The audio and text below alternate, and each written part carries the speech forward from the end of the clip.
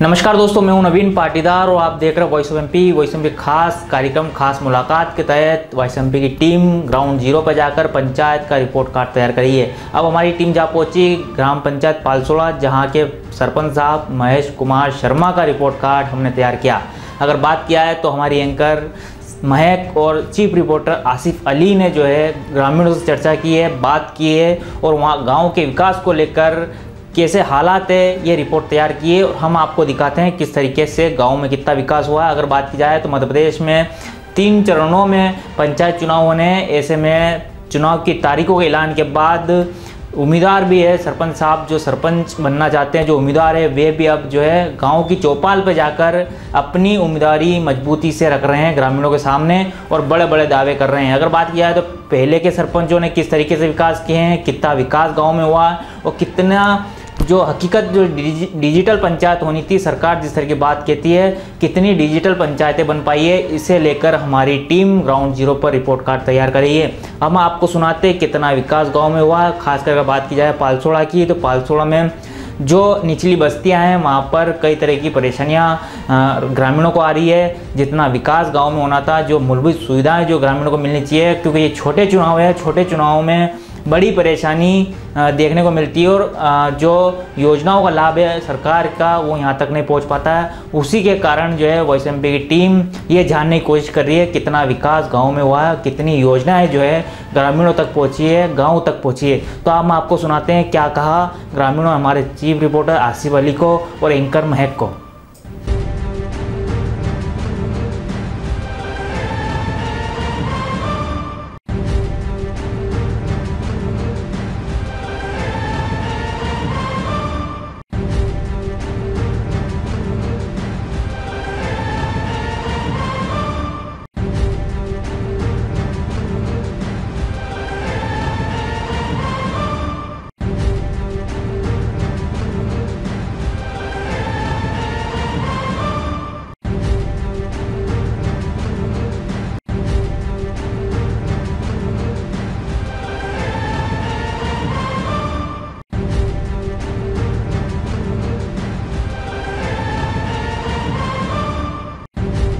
स्वागत है voice of MP में आपका। इस वक्त मैं हूं आपके साथ महक। आप देख रहे हैं खास मुलाकात पेशकश, खास मुलाकात वॉइस ऑफ एमपी की खास पेशकश।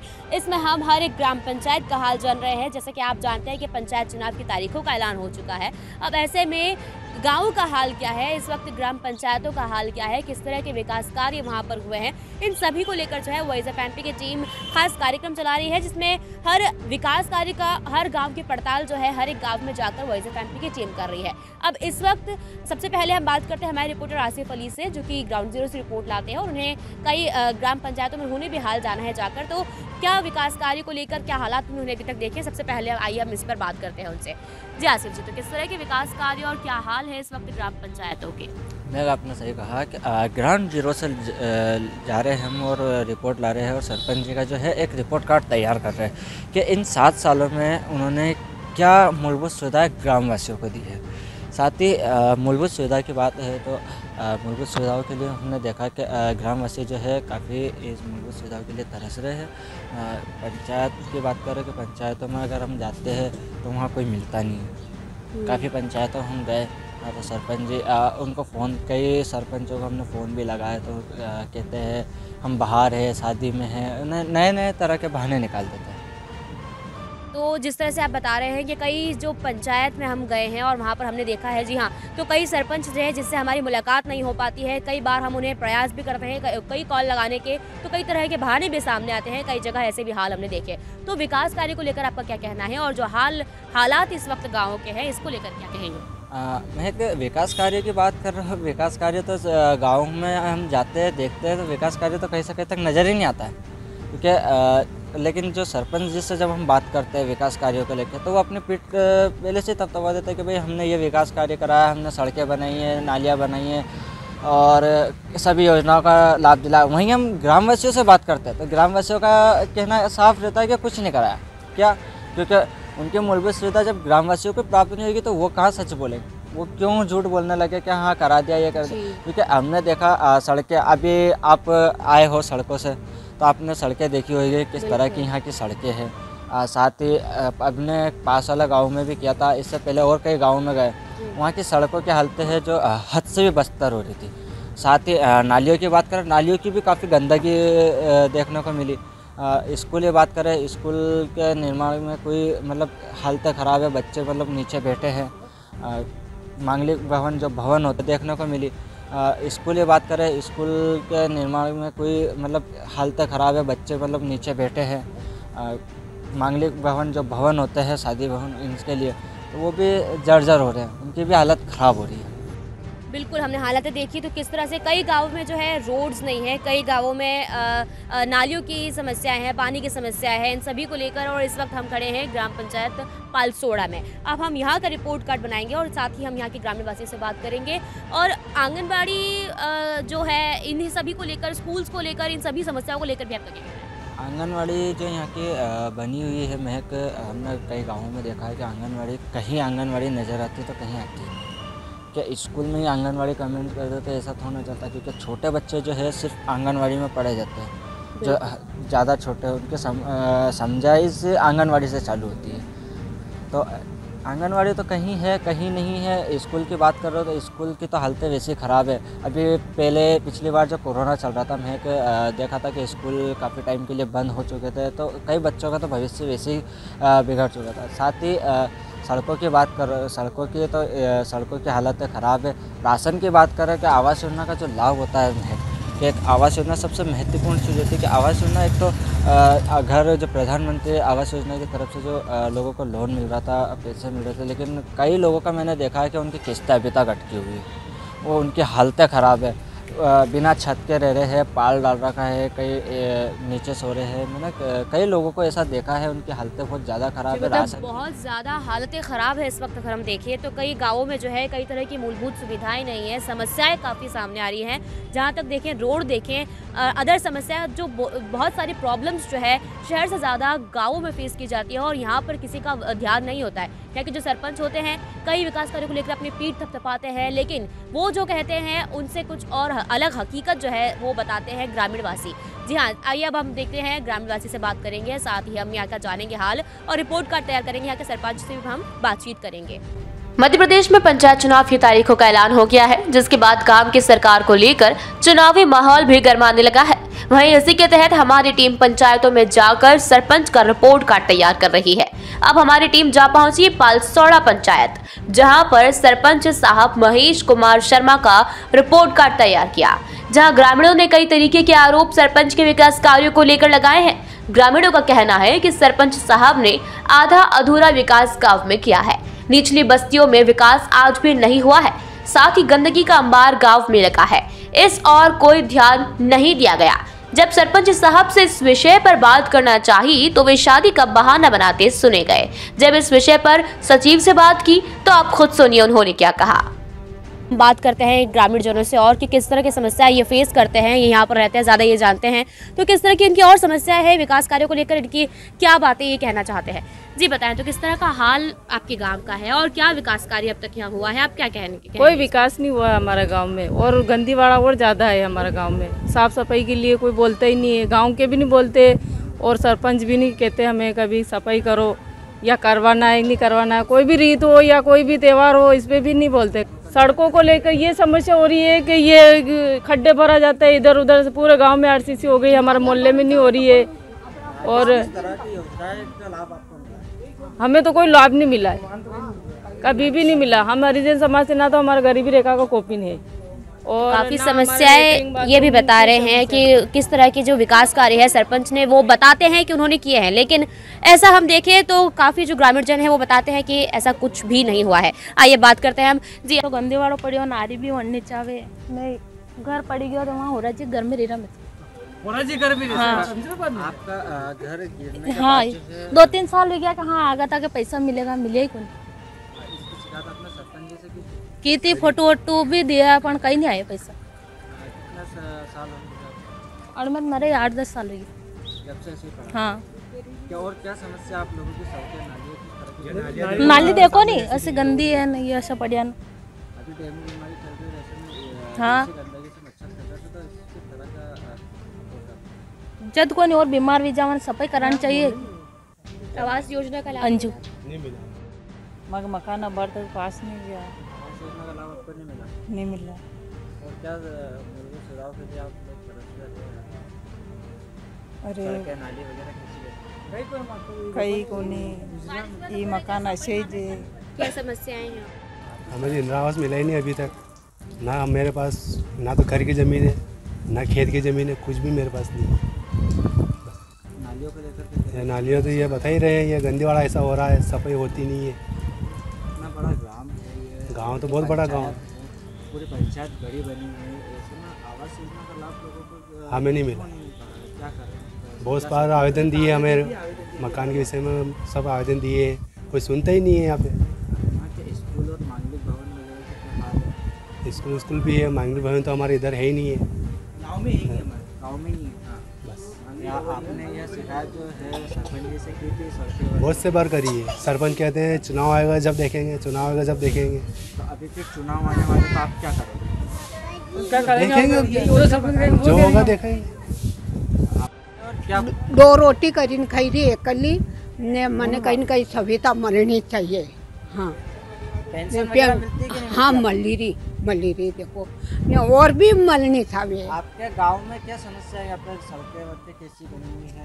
अब सड़क तो अभी बनी रही भी ने गंदी वाड़ो घणो रही रो तो सफाई करनी ने ऐसी गरीबी की सहायता करनी थावे।